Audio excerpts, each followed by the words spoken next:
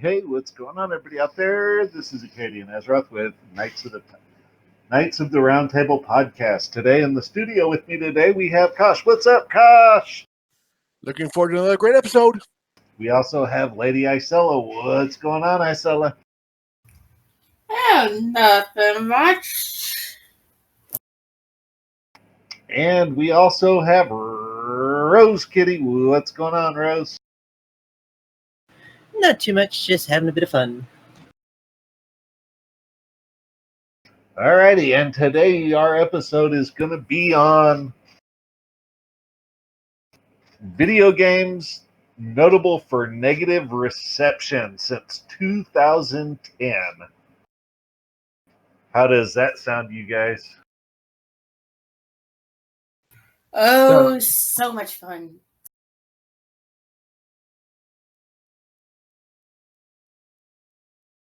Now, are we looking at general how people see it? Because, there was that entire swath of society who got a little upset at the South Park games that came out. Or are we talking about games that when they came out, you're just like, huh, you take interesting hallucinogens. Well done on the game. A little bit of all of it. Just games that have had horrible reviews. And we're going to start with a game that came out in 2018, late 2018. That game would be Fallout 76. Now that was a dumpster fire. I know so many people who, as soon as they were so happy for it, and as soon as they started playing it, I wish I had taken a picture of how their faces looked. Kosh, are you familiar with the game? Sorry to say no. Lucky for you. Lucky for you. With Fallout 76, upon it being released, Bethesda Studios had tried to say flat out, hey guys, it's an all-new game with an all-new game engine, blah, blah, blah. Well, when people started playing the game, guess what? It was all online, and it was the same exact mobs, same exact loot as all of the other Fallout games, followed with one group of players all dropping nuclear bombs on one spot on the map, and it crashed the game for 2 days. And that's how they opened it up. Well, it didn't help that the port on it was literally Fallout 4. Exactly. Let's put it this way: Blizzard game boot off the stage was a warning. Bethesda actually should have been booed for this. Yes, and they should have literally just pulled it offline and said, this game is not ready to be sold. And instead of doing that, they started saying, hey, we've got special editions with physical items, including a canvas bag alcoholic beverage bottle.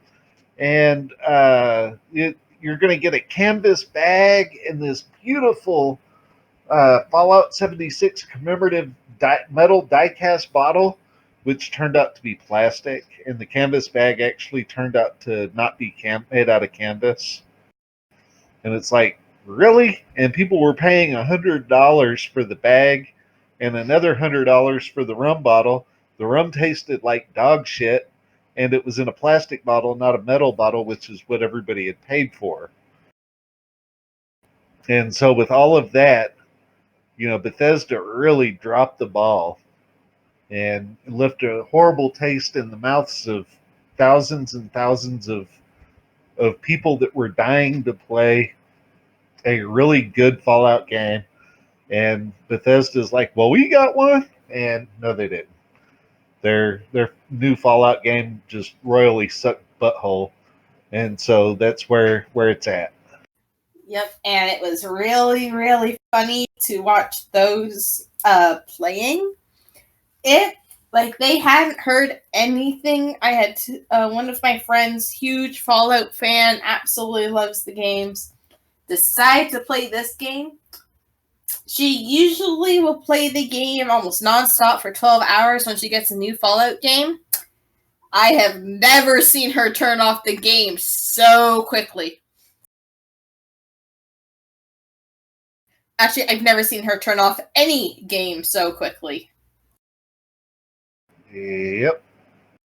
All right, next up on our list is Star Wars Battlefront 2017. Y'all remember this game? Yeah. Unfortunately. Kosh? I saw the commercials. I was interested, but I never found it. You got lucky, my friend, because in that game, the microtransactions were so real that you had to pay cash money in order to have additional characters, additional settings, and it was all done through downloadable content after you paid for it with cash. Yeah, let's put it this way. I played a bit of it, and I actually liked a bit of the gameplay. But you only get to a certain point before you have to start paying for shit. Okay, Yep. problem. You do a small little transaction going, hey, it's DLC. Because they call it DLC. It's DLC. Why not? Then you realize that's mandatory DLC. Yep. And then they also started adding in star crates. Who here knows what star crates are? Oh, I remember them. I also remember the fact that, as I recall, the Battlefront remake, let's be honest, because the PS2 version was better, it started some of the controversy about microtransactions and how close it is to of gambling with those crates, because Yep. effectively that's with all those it was. star crates, basically they could contain any item in the game, essentially making it pay to win.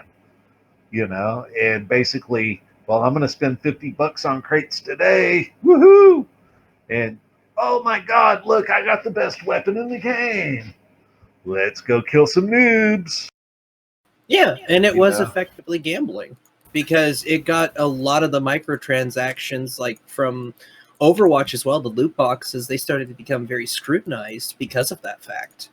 Because essentially it was just gambling. You know, you pay the slot machine and eventually you come out with more money. See, what I found, like, it was originally a pay to play, which I'm not talking paid to play as a subscription. I'm talking paid to play as moving forward in the game, which, okay, isn't that bad, but with how many microtransactions needed to do in order for you to do it, that is what hurt. And then the gambling aspect of it came in, and it wasn't even a game. It was, you were in a casino or you're in a shopping mall just buying shit. And you get to play for a little bit before you have to buy something else. Sounds like it's a good thing I never got into that game.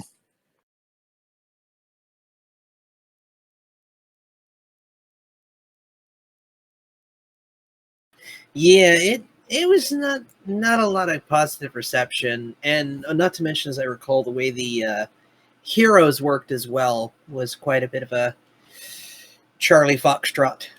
But I think in a lot of ways they were trying to basically redo what love Battlefront 2 had for the PS2 and other games, and it turned into more about greed than, it went the Disney model. Yep. All right. So our next game on the list is Overkill's The Walking Dead 2018. This game was supposed to be released in 2014.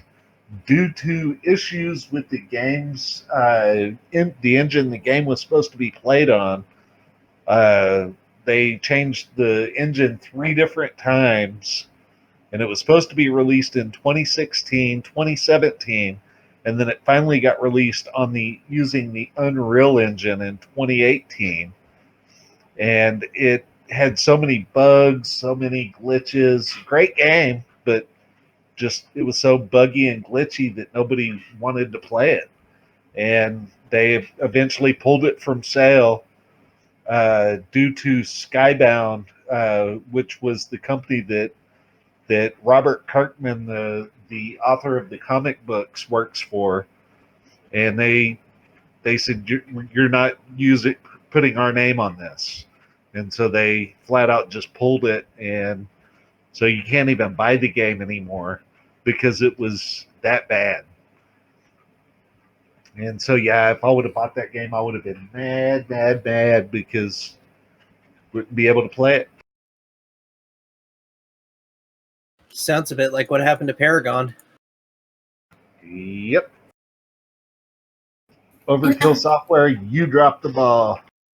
And I loved Paragon when it was out. Right? Like a first-person MOBA is just enjoyable. And the community was not toxic.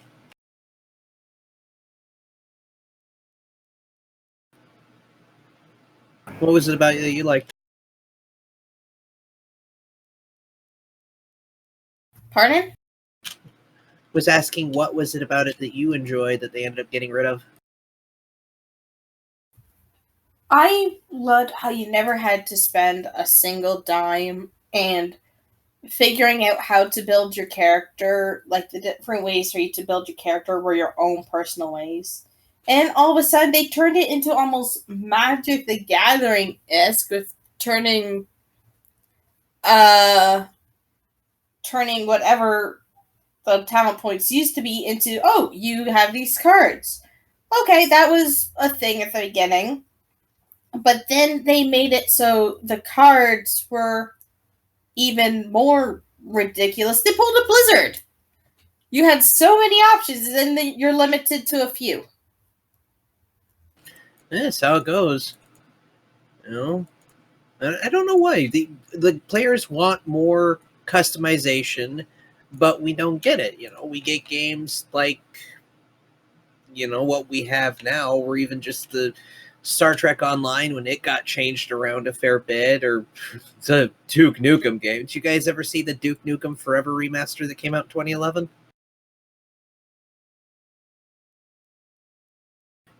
Or was I? No, I don't think I have. You are so very lucky. just the storm around it. What about you, Gosh? You ever see any of the Duke Nukem stuff? Duke Nukem was a great game. I loved that one. Yeah, but the 2011 version was just... I don't know. It was painful. I do agree. And that's what killed me, because the original Duke Nukem was just really quite hysterical in a lot of ways. You know, Yes, it was fun. It was hilarious. And it was a Doom parody. Exactly. Now there's a parody of Duke Nukem out there called Immortal Redneck, and that game is amazing. It's funnier than the original Duke Nukem.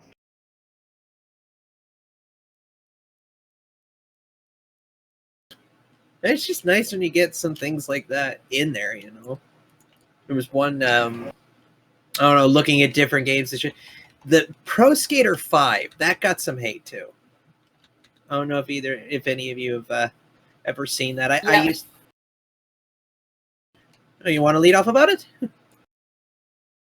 I've never played it, but I heard the hate.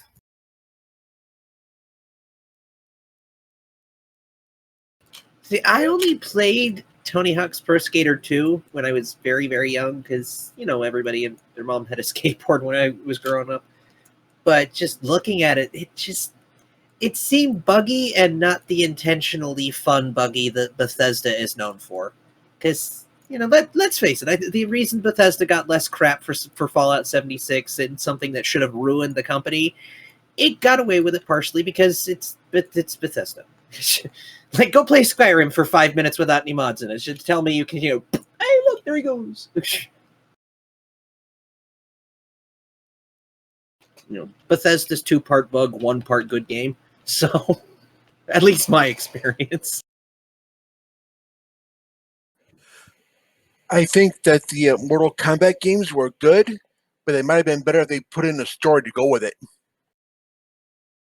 There's a bit of a Oh, story. yeah. Well, it's been a while since I played them. The ones I remember was just get in there and fight each other. Yeah, one of the Mortal Kombat's. Which one? It was one of the new ones that came out. Not the newest, the one before it. That has a whole campaign where you can explore it and everything. Which one's that? To be honest, if I remember the name, Mortal Kombat XL, I believe. Or, well, I got the XL version, but Mortal Kombat X.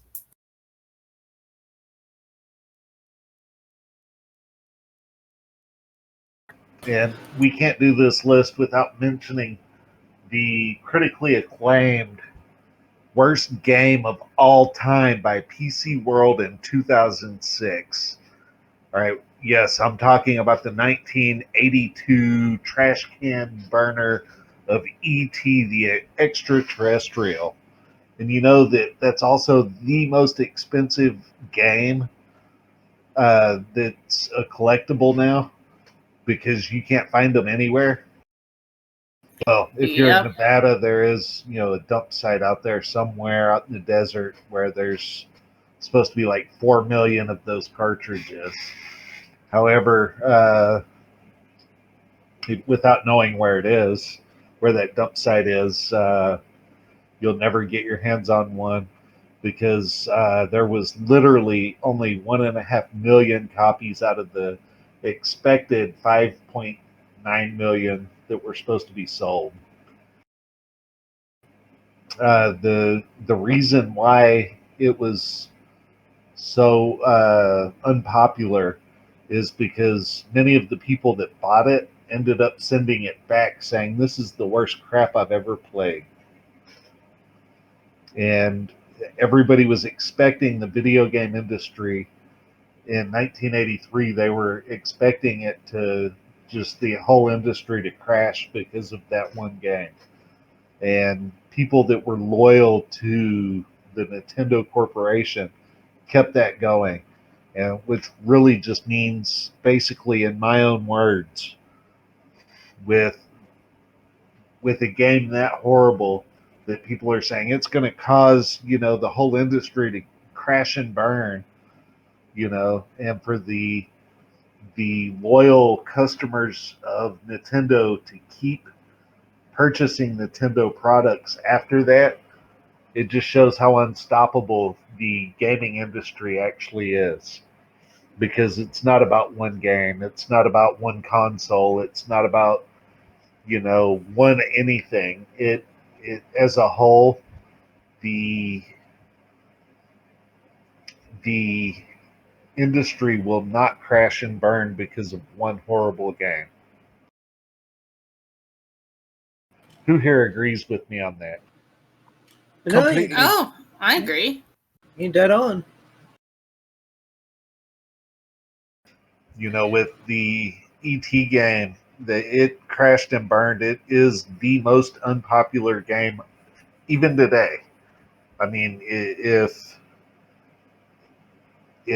anybody were to ever make a game worse than that, I would buy it just to have a copy of it for, 40 years later.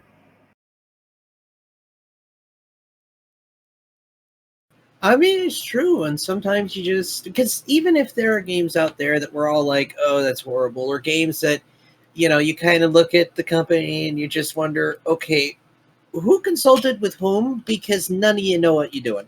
Like Blizzard coming out with Diablo for the phones. Like, somebody missed a memo somewhere. But we all have those games that even though they are absolutely horrible for whatever reason, we still absolutely adore them. Oh, absolutely. We all have our dirty secret games that you played it? I am not going to admit that I have every achievement on the game. No. Yeah, that's kind of like the game Don't Feed the Monkeys. That one's really, really a horrible game, but I adore it because the comedy just keeps me laughing. It just throughout the entire gameplay. Kosh, what's your horrible game that you absolutely adore?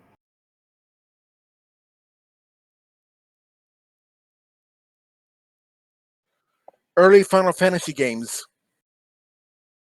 Those were fun. Yep. So, what's your all-time favorite worst game out there? I actually do not have one. Rose, what's your all-time favorite worst game out there? I would say it's worse not because it's a bad game, just because it's like, okay, I'm not going to have my family sit down and play this game with me. But The Stick of Truth and Fractured Butthole, I love them both. The humor is just so juvenilely wonderful, and the commentary is just spot on.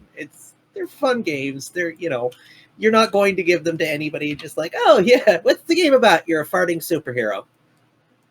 Okay then, but just, You know, every time you say fractured but whole, I giggle hysterically for hours.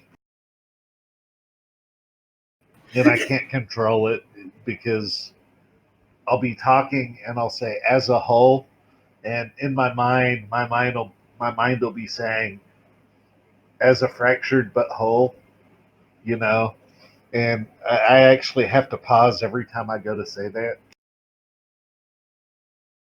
just out of fear that I'll be talking to somebody and just say as a fractured butthole, you know. well, and I love the story behind the name on that one, because they were just they were going to call it like the butthole time or butthole or something like that. And the guys said that they would never put the phrase butthole on a, retails would refuse to do it. And so he's just sitting there in his chair, however long, trying to figure out that it comes to, it's like, yeah, that's kind of it. It's just that little bit of humor of saying, you can't do this. Right, but I'm going to get around it just because, sure, I'm going to not only play by your rules, I'm going to play by them so meticulously that I can do whatever I want to do. And you're going to pay me to do it. Yeah, it almost reminds me of a story. There was a professor, I forget what school he taught at, but he had I think it was a Great Dane, and he moved uh, onto the campus, and after like 3 or 4 years of him living there with his dog, he gets told by the dean that, you know, in living on campus, he can't have a dog. And so sadly, he, you know, sells his dog or gets it a new home, whatever. And he ended up getting a pet bear because nowhere in the rules did it say he couldn't have a bear. And that's exactly it. It's just, if people are going to be absurd enough to make about a rule about it, you got to have some fun with it, and that's part of just having fun. Because there's too many rules taking away the joy from just a juvenile joke.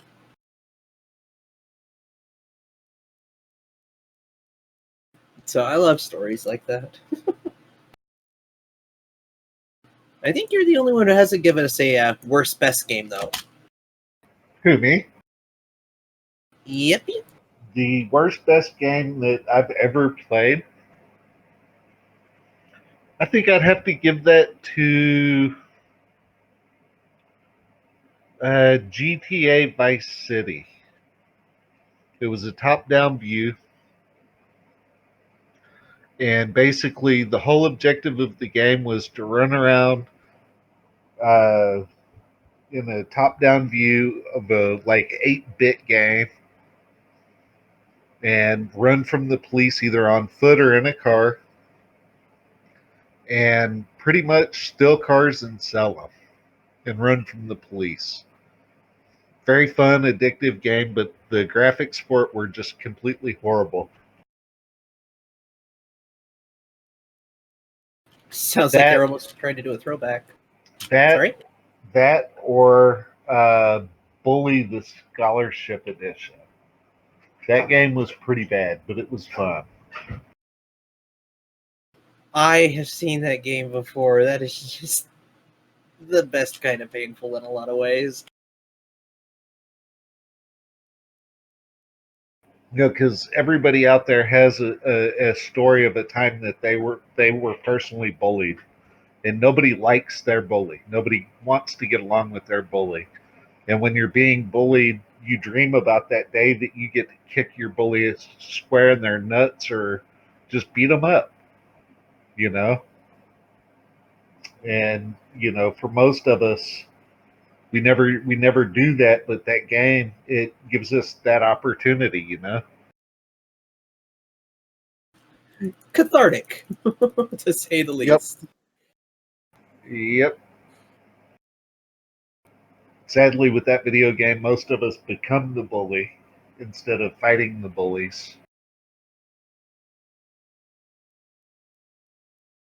All right, so on that note, ladies and gentlemen, it's that time again. We're going to go ahead and wrap this up. Thank you for listening. Remember to hit that like button, shoot us a comment out, and subscribe to the channel. Thank you so much for listening. See ya. See ya. Happy hunting. Bye.